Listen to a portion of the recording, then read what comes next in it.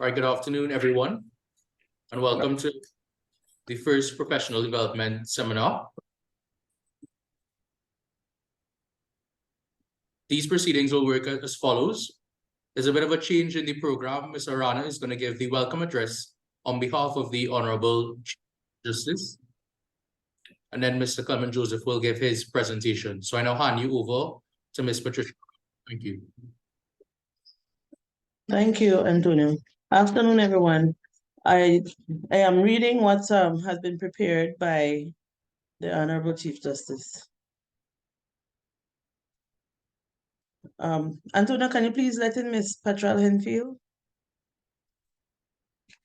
Right, Mr. Clement Joseph from the Office of the DPP and staff of the Judiciary, registrars and staff of the Judiciary, good afternoon.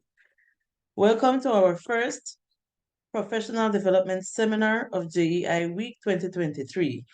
The JEI recognizes that staff professional development training is an integral part of ensuring our mission to provide access to quality justice with quality judgments, efficient and effective dispute resolution, and excellent court services. Accordingly, to ensure that all staff are equipped with the tools to effectively engage with the public, during JEI Week 2023, we have 3 professional development seminars specifically tailored to the court staff. An introduction to basic criminal legal concepts, an introduction to basic civil legal concepts, and mental wellness. It is our hope that through these seminars, all judicial staff will improve their understanding of their judicial and legal services. It is my honor and privilege to open our first professional development seminar and to introduce you to our first speaker, Mr. Clement Joseph, who will be presenting an introduction to basic criminal legal concepts. And you have been provided with his bio that will be provided in the chat, I believe. Thank you for your attendance and attention. I hand over now to Mr. Clement Joseph. Thank you, Mr. Rana. Good afternoon to all.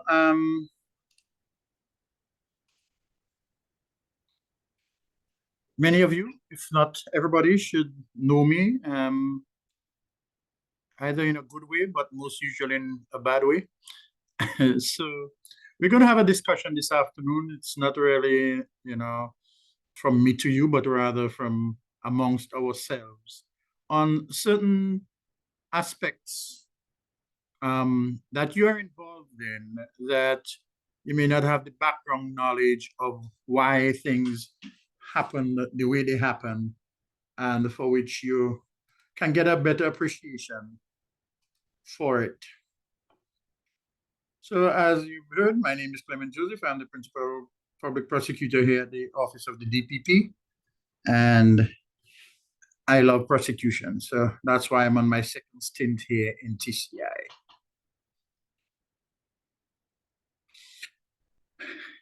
We must know and we must appreciate that all, and trying to be Creole or French, tout criminal matters must begin at the magistrate's court. No criminal matter can begin and go straight to the Supreme Court or the Court of Appeal or the Privy Council. They must begin at, just hold a second, please. Okay, so I have the wrong slides up. Let me get the correct slides for you guys. Stop share. I have this one, and I need to get the correct one.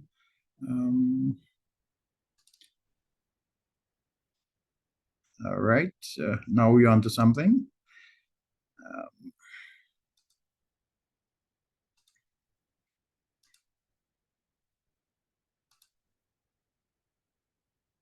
Yeah. So everything starts at the magistrate's court. All right, it must start there. That is the engine of the criminal system. But the slide I wanted, I knew I had the wrong side when I didn't see the slide, is on jurisdiction. A court cannot hear a matter if it does not have the jurisdiction by law to hear the matter. What is jurisdiction? There are three types of jurisdiction. There is what you call physical jurisdiction, which deals with boundaries. There is a local jurisdiction, which deals with the particular court in the island. And there is statutory limitation, which deals with the passage of time. And let us look at them individually, as the court hierarchy, sorry. The court hierarchy of the Turks and Caicos Islands is that the lowest court is the Magistrates Court. From there, you go to the Supreme Court, then the Court of Appeal, and then the Judicial Committee of the Privy Council, which is otherwise known as the Privy Council. And that sits in the UK, and it is the final appellate court for the Turks and Caicos Islands, as it is for the majority of Commonwealth English-speaking Caribbean islands in the whole Caribbean, with the exception of Dominica, Belize, Barbados, and Guyana, which go to the Caribbean Court of Justice as the final appellate court. What is local jurisdiction? An individual has come to court and stated that they would like to file a divorce petition, and you are the clerk at the court. The question becomes, can you entertain that filing? Does the magistrate court have jurisdiction to try a person for murder? It is important that you as a court staff, if you are the magistrate's court, to know whether these things can happen. A divorce matter is before a judge. So as a magistrate clerk, you have to tell them you're in the wrong building and direct them to the Supreme Court to file a divorce petition. God forbid you're the magistrate clerk and you hear your magistrate say that he's going to commence a trial for a murder, for you to remind him you do not have the jurisdiction to hear a murder trial, or even to take a plea at a murder trial.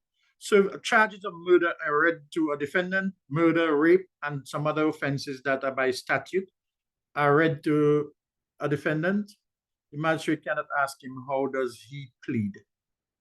Because the court does not have jurisdiction to hear those matters.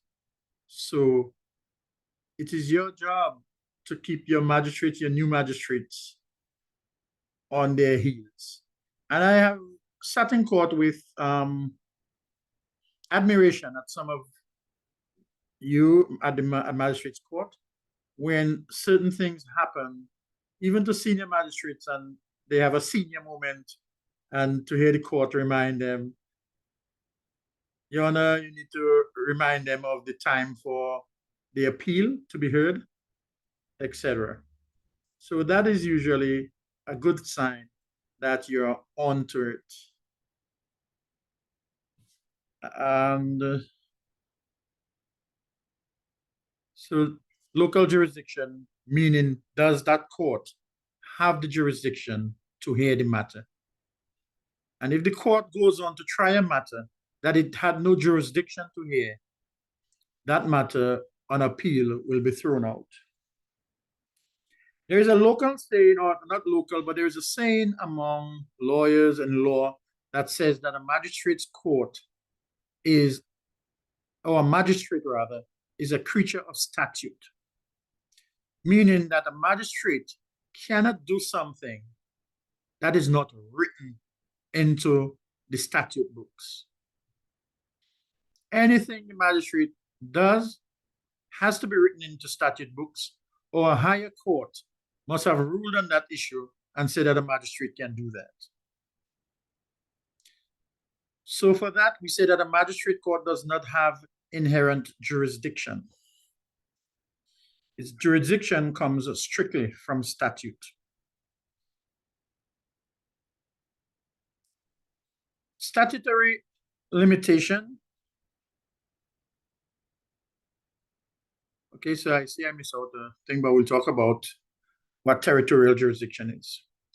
When it comes to statutory limitation, I'm referred earlier to time limits. Almost every summary trial, when the police brings that to you, you look at the date of the matter that the offense took place. And usually it comes up to our office and it has a stamp on it. And I'm just thinking that is some training I need to give my admin staff. If the date of the offense when you read it is past 6 months from the date that they are filing it, you have to tell the police, go back, take that back to the DPP's office, you're out of time. But you first must know what a summary matter is. And we'll talk about that shortly. Or you can pick up the phone or ask them to call the DPP's office and verify that before you even enter it and give it a CR number. Once you look at the date of the commission of the offense, and it is past 6 months of the date upon which they're trying to file the matter. Customs, summary matters under the customs ordinance can go up to 3 years, sometimes 6 years. And that is because the customs they can deal with the collector of customs can deal with stuff what they call administratively, or they can deal with it criminally. So where a person commits an offense under the customs ordinance, the customs collector can enter into negotiations with the defendant or the accused person for them to deal with it via administrative sanctions, where the customs come through look and say, we will fine you a certain amount of money and we will forfeit the goods, or we'll give you back the boat if you pay this amount, etc., etc. And the person can go ahead and accept or reject. Well, a defendant who is offered an administrative deal to get rid of the issue can play out the clock. They can wait until 6 months expire and then come back and say, I'm not accepting the deal. And you cannot charge them again because 6 months have expired. So customs ordinances around the Caribbean, Dominica 3 years, St. Kitts 6 years, and there was one other jurisdiction that is 7 years. So that if you try to waste time and you think you're going to run out the clock, after 2 years, the collector of customs, they see you shaping up, they can just switch from administrative to criminal. So customs can go past that. Feel free to interrupt, to ask questions, to pretend that you're smarter than I am, but don't let me just talk like I'm the only person that has something to say. All right? In indictable matters, there is no time limit within which to charge a person. And it is because of public policy. You cannot rape somebody. You cannot murder somebody. You cannot commit manslaughter. You cannot commit these serious offenses. Like firearm offenses are strictly indictable. All firearm offenses are strictly indictable. You cannot commit these serious offenses and then for 6 months to run out on you because you left the country and they failed to charge you. It cannot happen. So public policy of long ago decided that we won't put a time limit on serious offenses. When we catch you, we'll prosecute you. There was a case in Turks and Caicos Islands that happened before I left the first time, where the police had arrested a guy and he escaped from police custody. Some years later, real years later, a guy made a report of burglary. So the police attended to his home to investigate the burglary. And the police officer realized, but that's the same guy that escaped from me some years ago. He arrested him and charged him for escaping police custody, and he was convicted of the offense. His matter was appealed, and the Court of Appeal allowed his appeal and let him go free. Why? Because when the police charged him for that offense, arrested him and charged him for escaping custody, 6 months had long gone, and escaping custody is a summary offense only. So the police could not have charged him years later. It was just out of time. So what good police should have done or could have done? The day the man escapes custody, go charge him for the offense and get a warrant in the first instance for his arrest. So the warrant can stay there for a million years. When you find him, you will execute the warrant and arrest him and bring him before the court. But the charges would have been before 6 months. So then the prosecution could have gone ahead. All right. The other one, which I didn't realize my slide didn't make it, was territorial jurisdiction. For the courts to have jurisdiction to try somebody, it must happen within the territorial jurisdiction of the court, of the islands. So the Turks and Caicos Islands is made up of a whole bunch of little islands. So every offense that the court can hear, listen, try, chat, can entertain, must have happened on one of these little islands. Mr. Joseph, Yes. Danny, I have a question. Mm. You were talking about custom offenses. Would that the same thing would be followed for financial crime offenses too, with indictable matters, or For indictable matters, there is no time limit. mhm. And for summary matters, there is a 6-month time limit. Okay, financial crime matters would fall under. If it's an indictable matter. Okay. And Okay, thank you for getting me there. I missed out Okay. on type of offense, which is a triable either way offense. Right. Yes. Somewhere later in the slide later. Okay. Thank you. But if I forget it, then I will talk about it. Tribal. But I think this is the best time to talk about it. Let me see. Okay, so it comes up soon, so we'll get to that. So these offenses must take place on one of these islands. There is something called UNCLOS, UNCLOS, and it is the United Nations Convention on Laws of the Sea. And the United Nations got together back in 1960 something, and they had this convention establishing the laws of the seas. And a territory, any territory by statute, can extend its territorial jurisdiction from the baseline of its shore up to 12 nautical miles outwards to the sea. And that is considered the territorial waters of the sea. So just as if it can happen on land, it can happen on the territorial waters.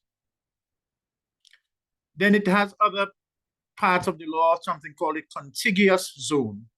So the other day, the police picked up a sloop that was past 12 nautical miles out of Turks and Caicos Islands, and they arrested some persons. And I told them they cannot charge the people because they kidnapped the people. They were not within the territorial waters of the Turks and Caicos Islands. That's breach of international law. And they cannot arrest and charge those persons because they were outside the jurisdiction. They were past 12 nautical miles. From 16 to 24 miles is something referred to as the contiguous zone. So when I went to research what jurisdiction does an island have on its contiguous zone, I found out there are three things that they can enforce: customs, immigration, and environmental law. So being the gentleman that I am, I called the immigration back and I apologized to them. And I let them know that they are certainly within the law to charge these people for immigration offenses. So unless by statute, you cannot go outside your jurisdiction. I remember when I first started prosecuting, there was a guy who was accused of stealing a boat. I didn't know at the time that I was one of the boat belonged to one of the biggest drug dealers in Dominica. I would not have prosecuted the guy. And he took the boat and he went to neighboring French island of Guadeloupe. And the boat got damaged on the shores in Guadeloupe. They brought photographs and the police charged the guy for the destruction, malicious damage of the boat out in Guadeloupe. And my DPP told me that charge has to go. I say, why? He said, we cannot charge somebody for committing an offense in Guadeloupe. We are Dominican. So we had to withdraw that charge. All right.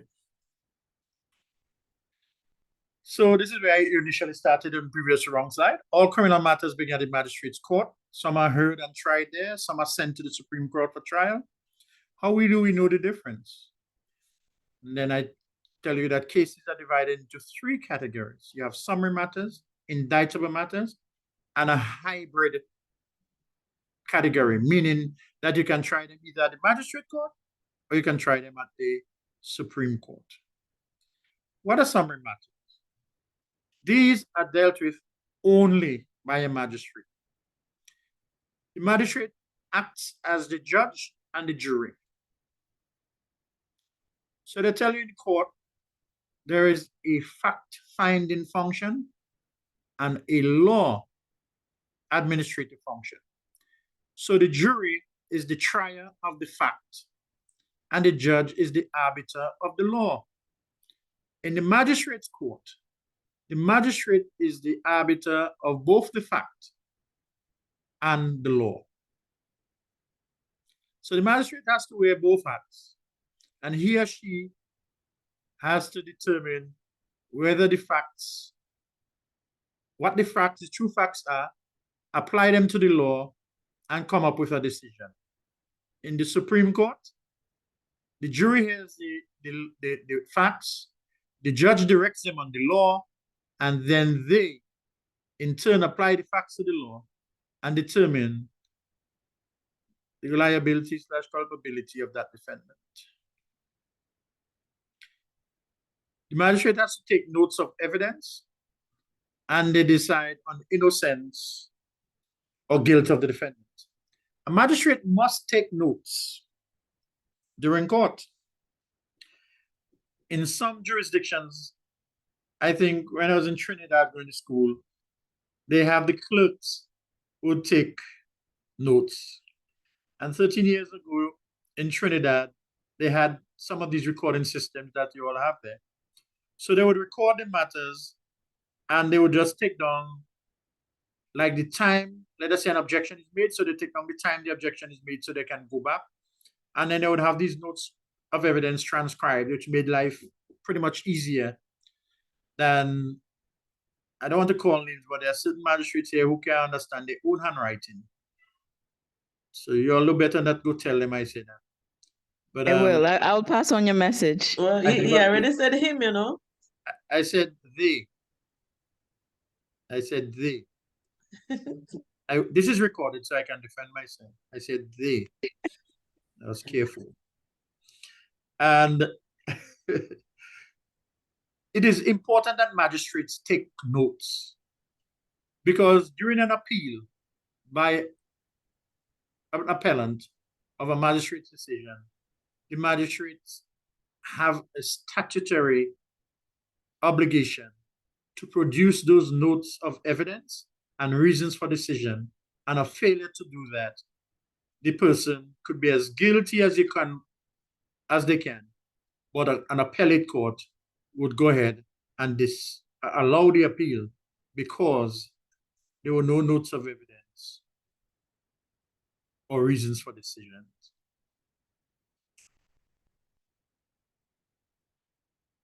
So a magistrate court is a creature of statute, and statute is just a law, written law. That's what statute is, a written law.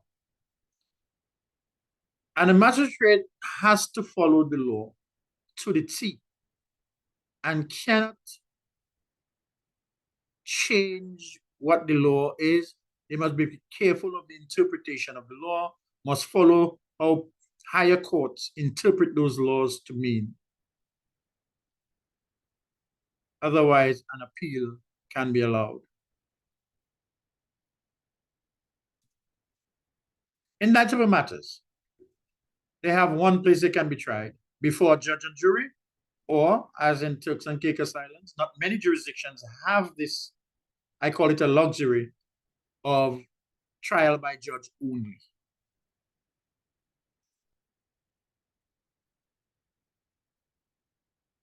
So you cannot try murder by a magistrate, rape by a magistrate. They have to be committed for sufficiency hearings. And these offenses are determined by statute or common law. What is common law?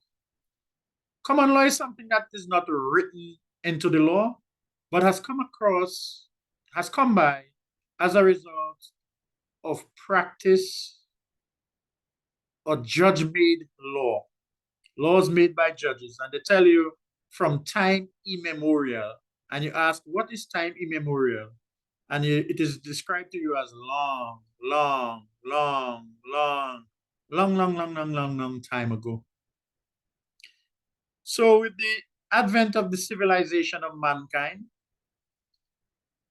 some judges found that, and judges were used to be tribal chiefs, those types of people, elders in society, the priests, etc. In the advent of civilization of mankind, if you go and kill somebody, they found it was wrong. They would bring you before the elder, and the elder would say, well, killing Danny was wrong. I don't agree, but they say killing Danny was wrong. And they would say your punishment is to go dance in the square or something like that. So very early on, murder became an offense. So some jurisdictions to this day, modern jurisdictions to this day, do not have it on their books, on their law books, that murder is an offense. So a person is charged with murder, and you will find, where you see in the statement of offense, it says contrary to section whatever. For a common law offense, you will say contrary to common law. So if we charge somebody for conspiracy, you will say it's saying contrary to common law.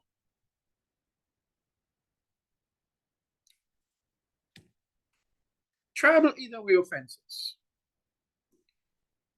by statute only, by law only, can be tried either by a magistrate alone or by the Supreme Court.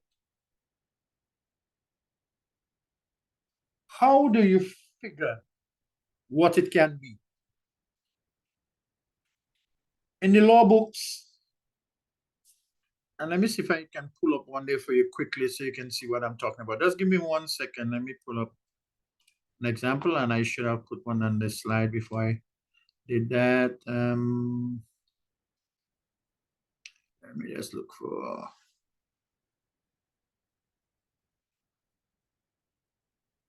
Look at theft there.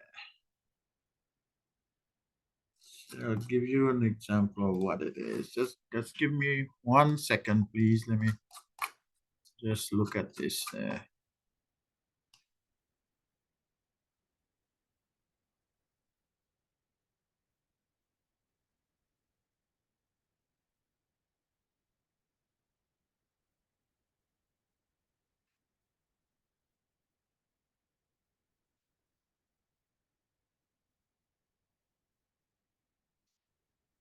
No, I'm not looking good. That's not.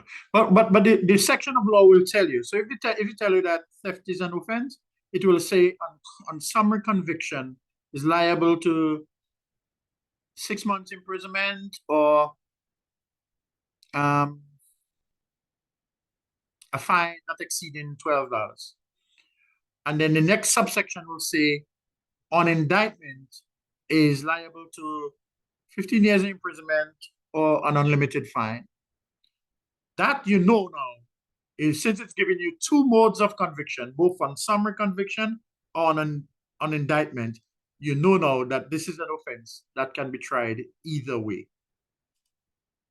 All right? You will see that this is an offense that can be tried either way.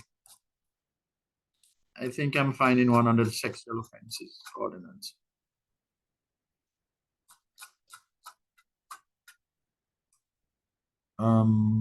Sex assault.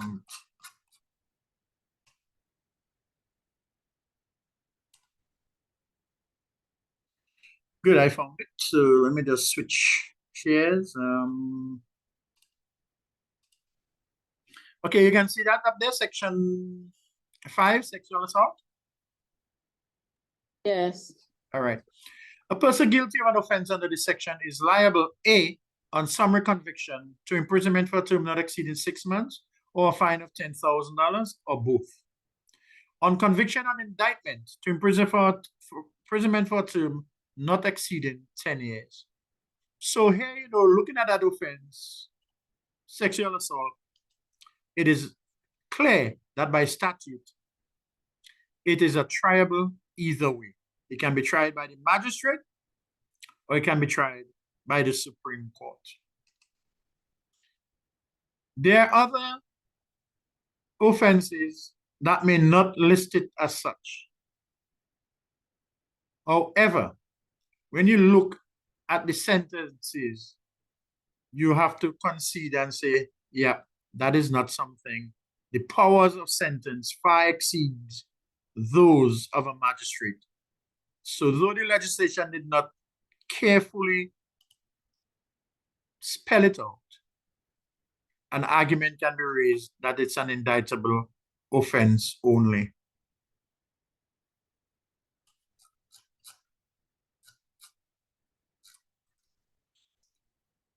In looking up and wanting to find certain offenses that may be triable either way, you can find them in the Magistrate Code of Procedure Ordinance, section 16. And it tells you what the jurisdiction of a magistrate. So for those of you at the Magistrate Court, it is important you should have this stuck up on your side desk, a copy of the act or the ordinance, dog-eared, and highlighted for you to know what the magistrate can do. Issue warrants, investigate all charges, try summary and convict all persons charged with committing offenses, which is empowered to try, make orders for the support, education, and burial of illegitimate children, and for the support of wives deserted by their husbands, and all that kind of stuff. Then it goes on in a subsection 2. And although those legislations may not tell you that it can be tried summarily, the magistrate's court tells you that they can. So if you look at offenses against a person's act, or ordinance, sorry, it tells you that offenses in section 10, 11, 15, 16, 17, 21, 22, 23, 24, 25, 26, 27, 40, 41, and 43 of the offenses against a person's act can all be tried by the magistrate. But there is a mistake in that section. Section 10. I have long complained. Before I was here the first time, they said they would fix it. I came back and it still hasn't been fixed. Section 10 is inflicting grievous bodily harm, which is punishable by life. Do you think a magistrate can send somebody to jail for life? Never intended. Never intended. But over the years, when laws were amended and stuff like that, just like that, causing dangerous death by driving, or causing death, sorry, by dangerous driving. Over the years, these sections change, and in updating the laws, they never verify the sections. So section 10 ends up there, and it shouldn't be there. It shouldn't be there. Because causing grievous bodily harm is almost killing a man. If somebody is charged with attempted murder, the punishment for attempted murder is life. I can remove the charge of attempted murder and substitute it with causing grievous bodily harm. So if a magistrate cannot hear an attempted murder charge, he or she should have no jurisdiction to hear causing grievous bodily harm. So that is one thing we have submitted for them to fix, and I hope this time, of course, it's fixed. Of the malicious injuries to property ordinance, give some sections that the magistrate can hear. Under the Theft Act, it again gives some, almost any indictable offense under the Theft Act, the magistrate can try it, except robbery, aggravated burglary, blackmail, and assault with intent to rob, burglary comprising the commission of or an intent to commit an offense which is not triable on summary under that, burglary in a dwelling if a person in a dwelling was subject to violence or the threats of violence, and etc. So it goes on and gives you a few sections which you should have dogged and looked at and assist your magistrate and cuss out the police and the prosecutor, except when I appear, then you'll be nice to me and say, but Mr. Joseph, you all cannot try that here at the magistrate's court.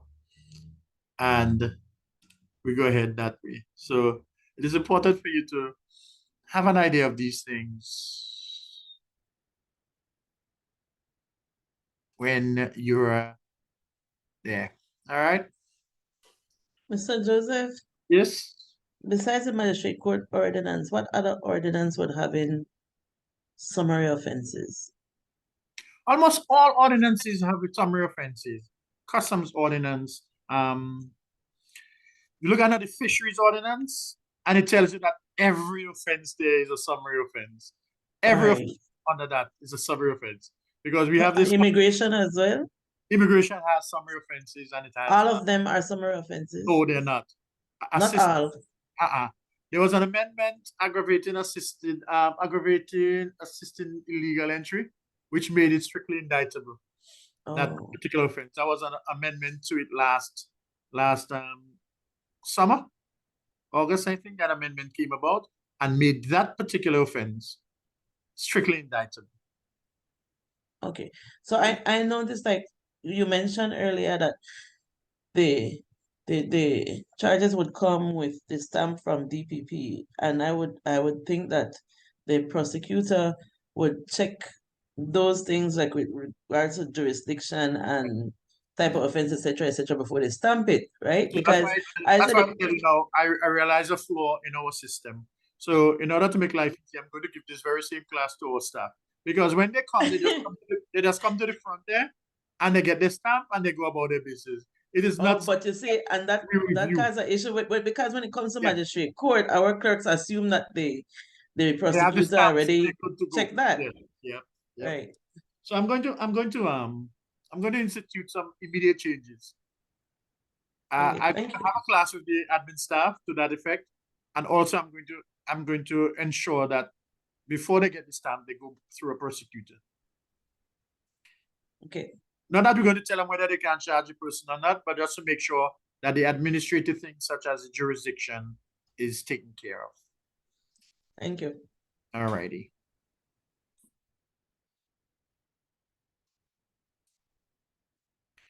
All right.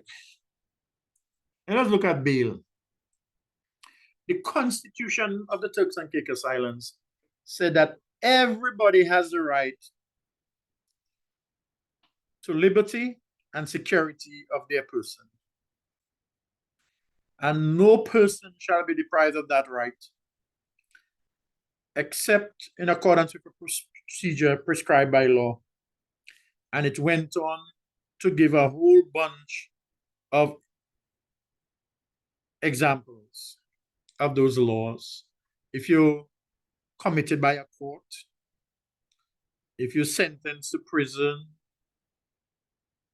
you're convicted, etc., etc., can you lose your right to liberty? When a man has been arrested and brought before court, and a judge, one time when I went before a judge for a bail that was denied by a magistrate, and we went before the judge, and I'm sitting, matter is in chambers, I'm sitting, I'm waiting for the defendant's attorney to make his application. So the attorney will start, and the judge said, no, no, no, no. The state must go first. And I say, but it is his application, my lord. And the judge said, nope, the man comes here with a constitutional guarantee to his freedom. He doesn't have to come here and say why he needs his freedom. The Constitution says he should be free. It is your job, the onus is on you, the state, to convince me on a balance of probabilities that the man's freedom should be curtailed. And I'm like, okay, I think you're right. So from that, anytime a bail application comes up, it is the state or the crown to say why the man bail should be taken away. So when a man comes before the magistrate's court, charged with an offense, the defense counsel should not be the one to ask for bail. The prosecutor should automatically let the court know that we are objecting to bail and the grounds that why we are objecting to bail. Because the man just has to sit silently in the box, and that is enough to tell the court, let me go. I should be free. And I have seen prosecutors, not necessarily here, but other jurisdictions, who insist that it is the applicant to throw the first stone, asking for his freedom. Bail for both the magistrate and the Supreme Court comes under sections 89 to 98 of the Magistrate Code of Procedure. That is what governs bail. Section 37 of the same ordinance tells you to let the man go if you have nothing against him. Bail is comes under civil jurisdiction, meaning that the standards are on a balance of probabilities. And there is a term called codification of common law. So common law says XYZ. And a state takes it and puts it into a statute, puts it on a law book, and you call that the codification of the common law. So some countries without a bail act are guided by the common law on bail. And where those who have a bail act or bail ordinance, the grounds and the bail regime is similar to that of common law, except it's now codified, and certain decisions of judges are now placed in there to avoid a lack of clarity, or to provide, I should say, more clarity. So the first and foremost principle of bail, or against or for bail, will the man or woman show up for their court date? Will they be available for their court date? That is what the court is interested in knowing. That is what you as a prosecutor, or we as prosecutors, must provide to the court. That based on a balance of probabilities, we have some evidence that he's not going to show up for his court. So one guy was taken off a plane, he was heading to Bahamas, and he was on bail. The bail conditions say that he should not leave the country without going back to court for a variation of his bail. And he was taken off the aircraft, heading to the Bahamas, I think on a one-way ticket. That is evidence that he will not be available for his next court date. And as a result, his bail was revoked. If the man were to grant bail would he interfere with witnesses? So you have one or two witnesses with a statement or affidavit saying that John came to me and said that Clement said if I testify against him, my whole family will disappear. Or Clement called me, sent me a WhatsApp message, and he said, I better not come to court to testify. Something of that nature is evidence of the likelihood or even the interference of witnesses, and it is better to keep Clement in custody. Public interest. A judge asked me if I were to grant him bail, is the whole of Dominica going to be protesting? Is there going to be civil disturbance? And I said no. So you see, what is the public interest? So you have to show that there is some public interest in refusing or granting of bail. Is the man going to be a threat to himself and others, a danger to himself and others? Don't grant him bail, or if not, grant him bail. And all those are on the balance of probabilities, not beyond a reasonable doubt, but more likely than not. Is the man, if he granted bail, going to commit further offenses? If so, don't grant him bail. If not, grant him bail. So the courts should see if one or more of those things exist on a balance of probabilities. The court can, at its discretion, grant bail or refuse to grant bail, I should say. And one judge recently told me that if we cannot show as the prosecution that he will not return for his matter, then he doesn't see that the man should not be granted bail. He said that is the most important. So I say, so if he promises to kill all the state witnesses, but he can show that he will show up for court, are you saying that he should get bail? So he changed his mind on that. So it is such that if you can prove not beyond, but on a balance of probabilities, one or two or more of these 5 issues, then you can excite the court's jurisdiction in refusing bail. My good friends of the magistrates court, when we as prosecutors do a matter, this is just me complaining. The prosecutors do a matter and we finish our matters for the day. The person has been placed on remand. Then we finish for the day. The police has not come to pick up the person. A shorty has not come to sign, and we leave the court. The person is granted bail. The shorty comes and the shorty signs for the bail, and we are not there, and we never get a copy of that bail form for our records. And you have some police officers. I have reasons.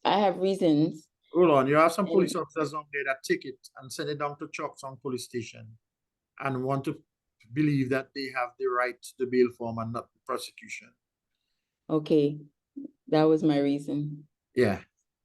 But I will have a conversation with the police about that. I have a question. Help us. If you can scan and send a copy to myself, Derby, just help us out, please. And we I can have a make question, I'm not Mr. listening- Joseph. I'm not listening to you. What should a person is bailed, proper surety, everything is signed, but then they don't return for the next court date. What should happen then? Okay. Should the clerk, because on the bail form, there are contact information to contact these, the surety or the accused. Should the clerk contact No, them to remind them of the date, or what should be done next? not your job. Not your job. The Mr. police- Joseph, Yes. relevant to that same question, maybe you can address both of them. Please elaborate on what is satisfactory recognizance and suitability of sureties. Because that's one of the issues that the clerks at the registry have to deal with. Yes. Thanks. Yes. So the first question, Danny, is that when is court date? The surety has to ensure that the person shows up for court. The surety should come to court on the day of court, or the surety should call the defendant the day before and say, you have court tomorrow, make sure you come, don't make nobody call me. That is what the surety is, a contract between the court and themselves. I am signing for this person. The law says, right, that bail is not setting the defendant free, though. Bail is transferring the custody of the defendant from the state to the surety. That is what bail is. And when you, as the clerk, have the surety come and sign, you need to give them a pep talk, you know. And I try to do something for the police when they give them police bail. Explain to the surety that, listen, your responsibility, first and foremost, is to get the man here to court on his next date. This is his next date. If he does not show up, you can lose your money. All of it or some of it. But you have a responsibility to check on him, to make sure he's there, to make sure he remembers his date. So that the day he doesn't show up, the ball is in your court. The ball is in your court. All right? But it's not your duty as a clerk of court to call somebody and tell them, tomorrow is your person's date, make sure that they are caught. That is a courtesy. That will weigh heavily against them should the person not come too. But it's not your responsibility. Concerning what Mr. Arana raised, that is the discretion of the court as to what a suitable surety is. All right? And the court should probably in its decision as for bail say what, number one, what kind of property it's going to accept as whether it's cash, whether it's an unencumbered certificate of title, whether it's an unencumbered certificate of ownership of a vehicle, the value of whatever, whether it is one surety, whether it is two sureties, the court going to set those things. Sometimes the magistrates just say bail in the sum of 2,000 with two sureties and leave it at that. And you, the court clerk, is torn as to what can the person is acceptable from the person by the person as to fulfill that recognizance. All right? Should a convicted felon be accepted as a surety? Should a person, a cash bail, that through local knowledge, you know, that person not working, but they bring in that $20,000 cash bail on behalf of the defendant. Can that happen? Should that happen? Take advice from the magistrate as to what it is that you should accept or not accept. I come in and I want to stand bail for Miss Arana, looking like she needs some bail, and I bring in a land paper that is in the joint name of myself and Danny. You can't take that unless Clement and Danny both sign, because that property does not exclusively belong to Clement. So he cannot be coming there and putting up joint property for bail. In cases where you have large cash bail, where the court puts a large sum on cash bail, before you accept that bail, You accept that cash? If you have doubts as to where the money came from, before you enter it into the court system and provide a receipt, call NEMOS. We will seize that cash and have the person explain that cash where it came from, especially somebody you know or you believe could not have that amount of cash. So in Grenada, there was given a cash bail for our notorious Vincentian criminal all over the Caribbean. $100,000. In come the biggest drug dealer from Grenada to pay the $100,000 for bail. They called the police, the FIU went over, they seized the cash.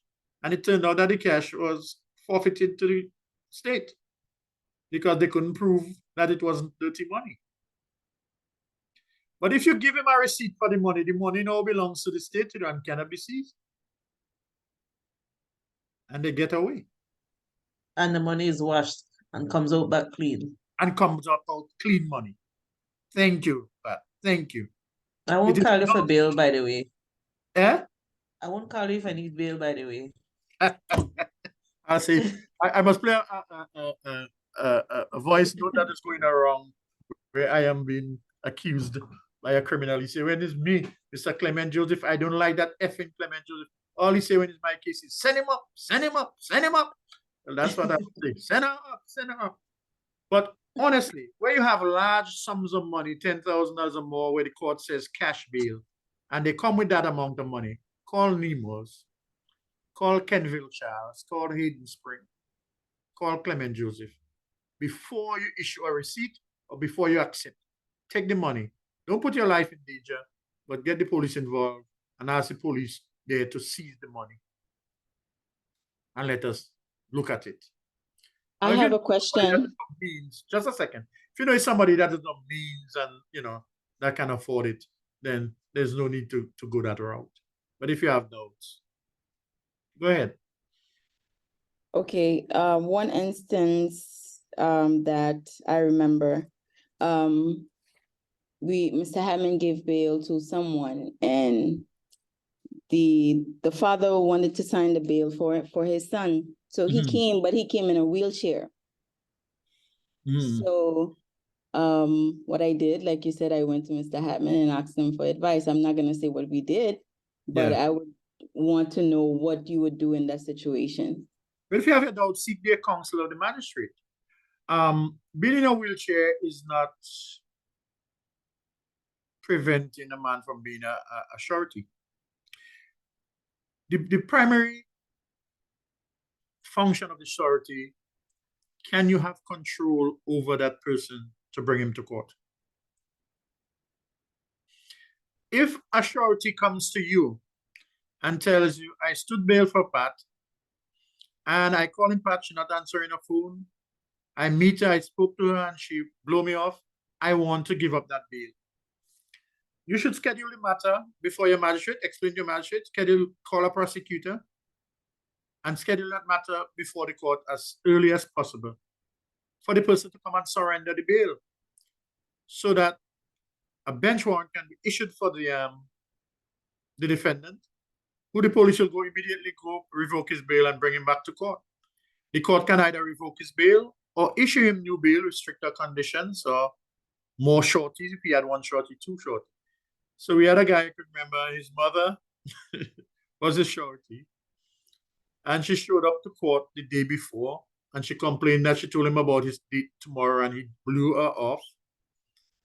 So we say, okay, tomorrow come to court, let's see what happens. She came to court the next day, he wasn't there. She said, I gave him money to come to court, and he didn't come. So his bail was revoked, and he was arrested, brought to court, and he was sent up to prison. But that is what should happen. Get to the magistrate and find out whether that is a suitable person, surety. Go ahead. If someone is asking about a bank statement, a copy of a bank statement, what are your views on that? If you come and you give me a bank statement, you should not take the bank statement as evidence for the bail. A simple reason is the bail is granted on the strength of the bank statement, $10,000 bail, and they come and they show you they have $11,000 in the bank. As soon as the bail is signed, they go and they remove the $11,000, right? So there's nothing left. Unless we put a restraint order on the account and $10,000 on the account. Now, restraint orders are only for money laundering issues or civil action. So that is not something we can do. So I would not take a bank statement. I'd go back and ask the magistrate, can we make it a cash bail so the person can withdraw the $10,000 and bring it? But that would call for, under the rules, the CPR rules, that would call for a variation of the bail. And it would be another procedure, another process. But a bank statement is as worthless as they come. Because the moment I sign the bail, I can just go and take my money. So it's not available. Should we have the person not show up to court? And if the person does not show up to court, the magistrate can issue what we call a summons to show cause. That goes to the bailer, the person who assigned bail, to come to show cause why Clement did not show up for court. All right.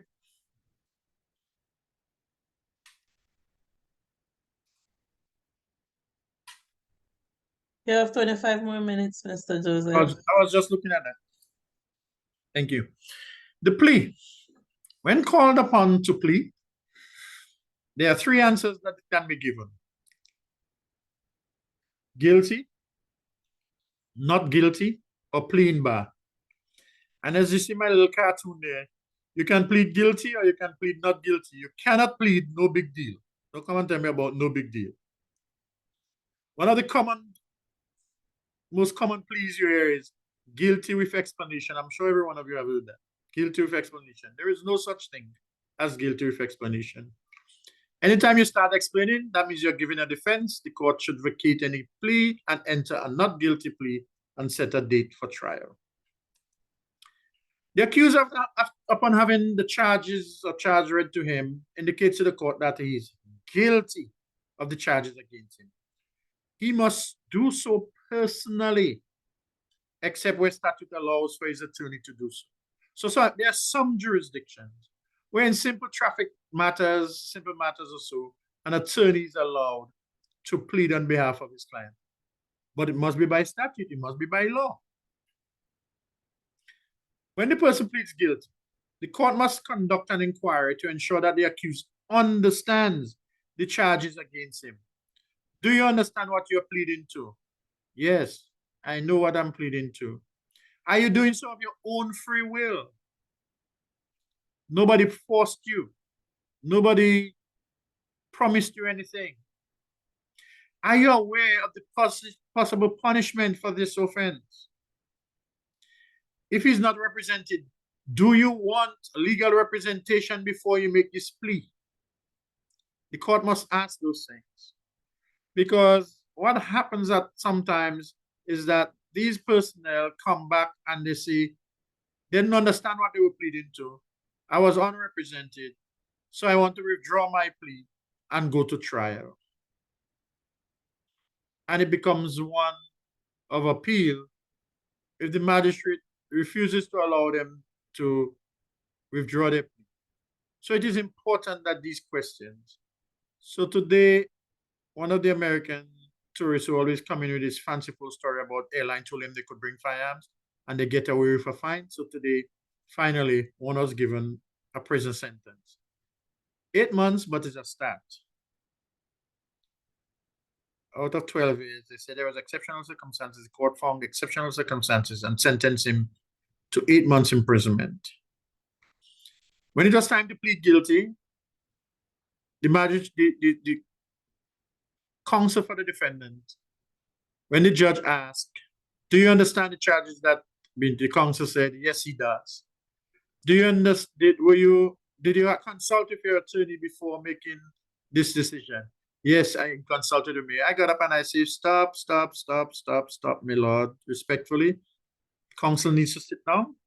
the defendant needs to stand and the defendant needs to answer those questions, because I'm not going to get any appeal or any kind of suggestion that he did not understand, and then we find out that the questions were not answered by him to show that he understood.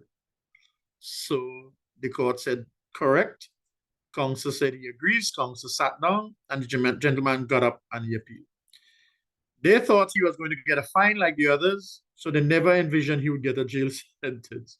So 8 years jail, they say they're going to appeal. What are you going to appeal when you pleaded guilty to the offense? What is your excuse? So I'm even starting to respond to the appeal even before I get any submissions. All right? Not guilty. Upon having the charges read to him, he indicates to the court that he's not guilty of the charges against him. He must do so personally, except where statutes allow for him to do so. The accused can indicate his position through a translator. Any accused who gets up there and does not have English as his first language must be provided with a translator so he can understand the proceedings in his own language. Let me roll back to tribal either way matters. Matters that are tribal either way. The court reads the charges to the defendant, the accused, and the accused must then, the court must then indicate the accused that this matter can be tried before the magistrate's court or the Supreme Court, and they must explain to them their rights under both, letting them know that you can get a more serious punishment at the Supreme Court, etc., etc., etc. And then telling them, where would you like your matter to be heard? And the person says, I want my matter to be heard at the magistrate's court. Mr. Prosecutor, do you have any objections to this matter being heard before the magistrate court? Yes, I do, Your Honor. Court is then going to ask for submissions, either oral or written submissions. Why you believe it should be at the magistrate, at the Supreme Court? Defendant, accused will say why they believe it should be at the magistrate's court, and then the court will eventually decide, based on the submissions, where it will be held. All right. What is a plea in bar? So I don't know whether you all was sent this homework. Did anybody get this homework?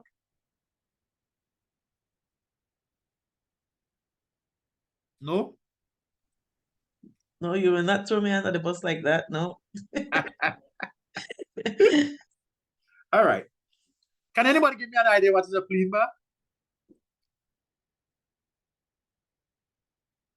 And if nobody can, I don't blame you.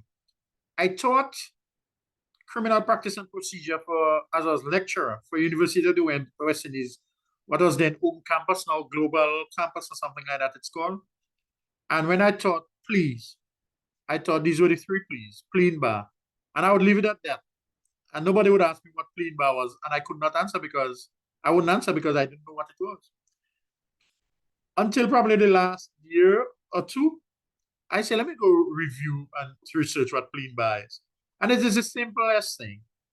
A plea that would bar the further prosecution of the matter. That's what plea in bar is. Your Honor, I've already been tried for this matter and acquitted. I cannot be tried for the same matter again. That's a plea in bar, right? It bars your further prosecution. Your Honor, I've been convicted for this matter and I've been jailed for it. I did my time. How they bring me back the same charges? That's a plea in bar. Your Honor, the governor has granted me a pardon. And here is my pardon from the governor for this offense. They cannot prosecute me again. That is a plea in bar. That's all a plea in bar is. So I can plead guilty, not guilty, or Your Honor, I have a plea in bar. Cannot say guilty for an explanation.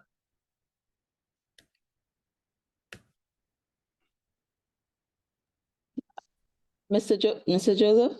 Yes, ma'am. So you said a person cannot plead guilty with an explanation. So I can do if it, but I it's was- invalid. So if I'm charged with speeding and the magistrate says, ask me if I'm guilty or not guilty, and I said guilty with an explanation, and I said the reason I was speeding is because everyone else was speeding. So that cannot be a good explanation? Send her up. Send her up. Send her up. Send her up. What if That they is said they were speeding because it was a medical emergency? right.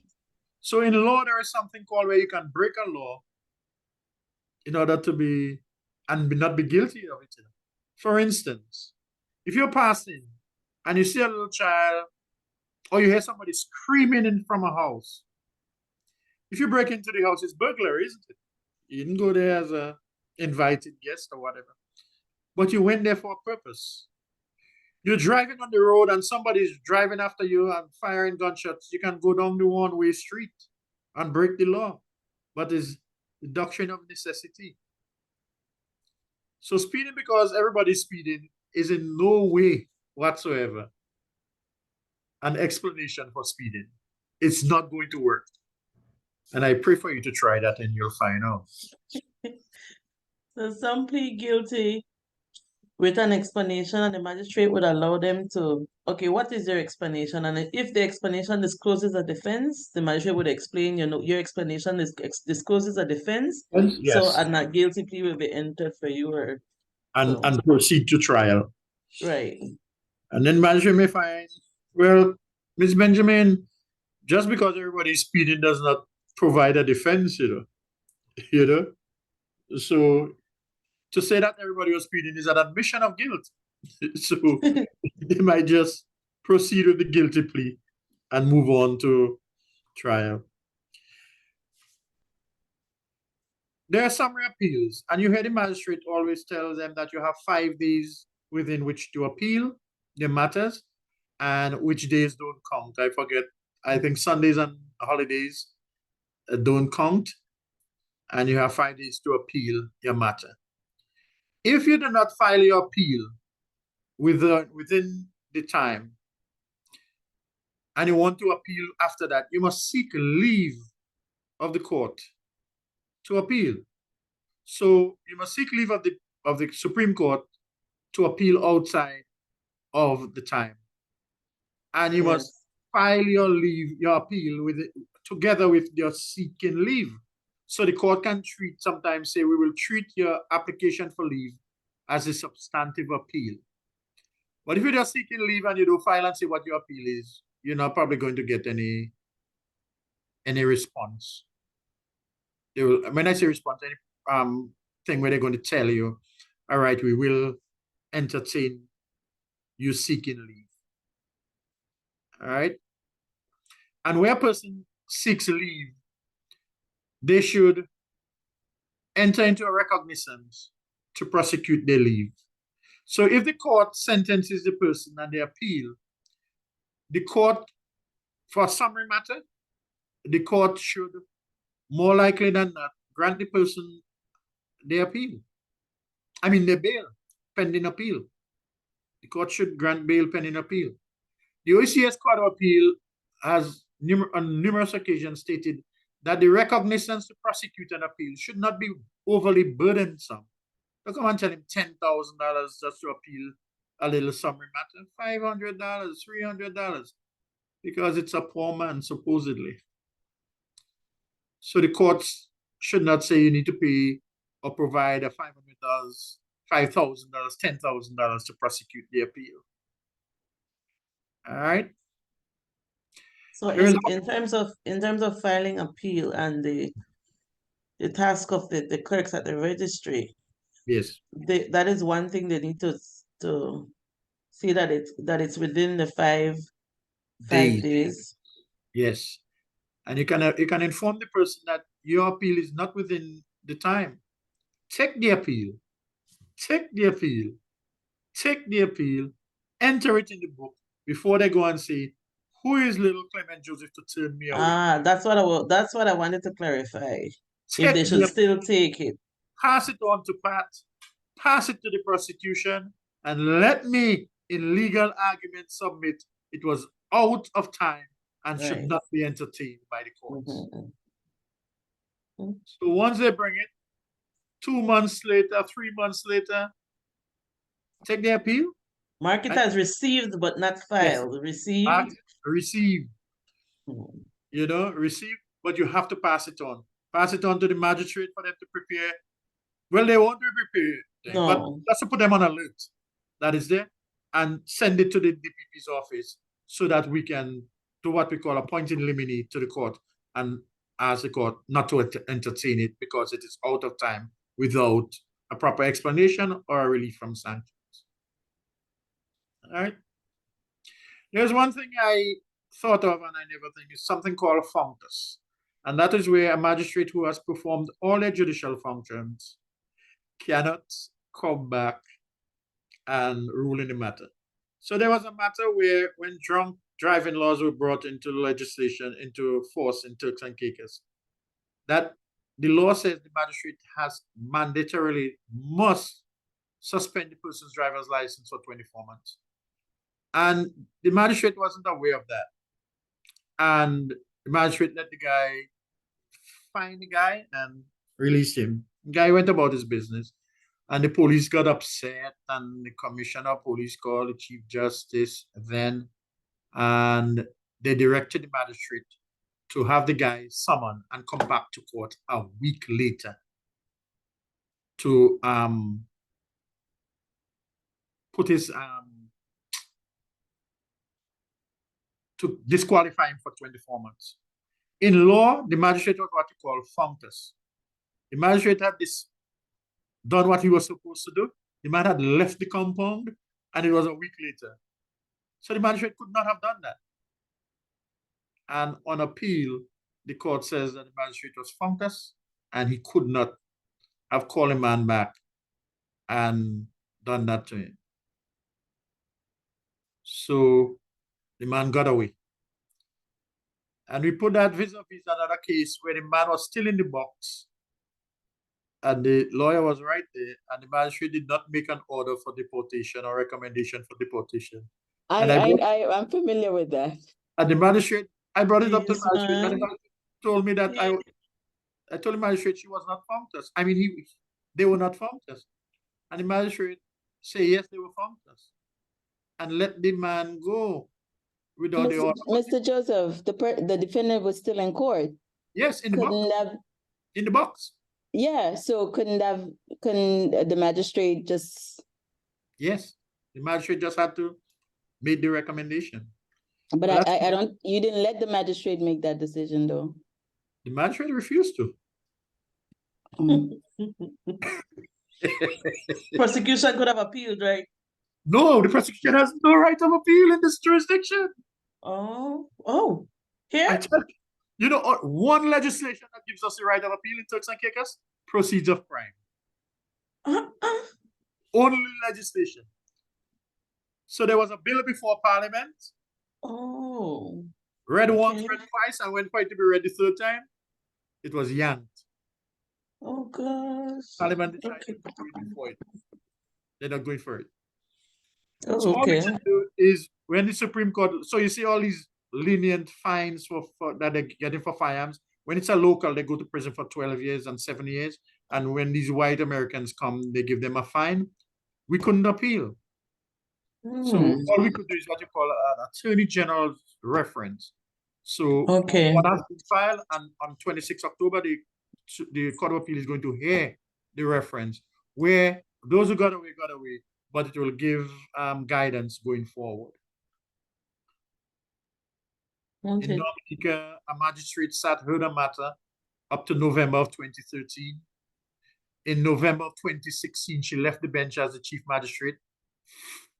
December 1st, she became the director of public prosecutions, and then she issues a conviction read by the new magistrate, signed by another magistrate. She was no longer the magistrate. She couldn't give a decision after she left the bench. Yeah. She could not. And where a magistrate is functus. So if a magistrate is on the bench and the magistrate resigns, is fired, and has not finished the matter must start all over again afresh. And it applies to a judge. It applies to a judge. So Judge Harrison sat down there and for almost 6 years, heard all that SIP trial, and then he died. And you see, it had to be restarted before the Chief Justice. And that was because of the system of functus. My friends, I want to thank you for allowing me to come into your world. And I'm always there if you have questions, concerns, and you think that I am able to assist you. You can do so. Thank you very much for the invitation, your listening and participation. Thank you very much. I don't know if anybody else has any questions before we proceed. I mean, especially the clerks at the registry. Do you have any questions? Mr. Rana, I have a question. Mr. Rana. Yes. Okay, Mr. Joseph, you said that when a person appeal, they have to enter into recognizance, and then you said the person must be bail pending appeal, right? Is the recognizance is the same as the pending appeal? You're muted. You're muted. Just realize that the recognizance is just like a shorty for them to prosecute the appeal. It is like their bail. It is like their bail. So they must sign a shorty to prosecute the appeal. If they don't, they can lose the money and the bail will be revoked and they go and serve the time. Does that answer your question? Yes, thank you so much. All right, cool. All right. No other questions? Miss Bean, Miss Swan, Miss Patrol, Miss Claire, no questions?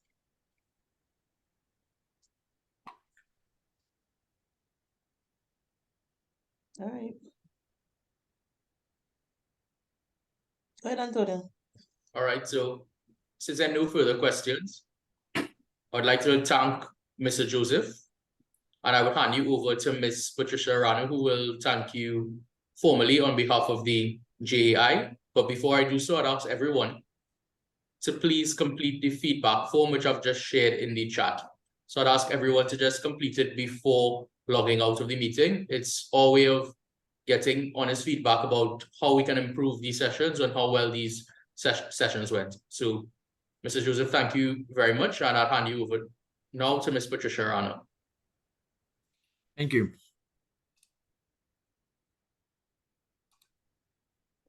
All right, Mr. Joseph, on behalf of the Judicial Education Institute of the Turks and Caicos Islands, we would like to thank you very much for your presentation.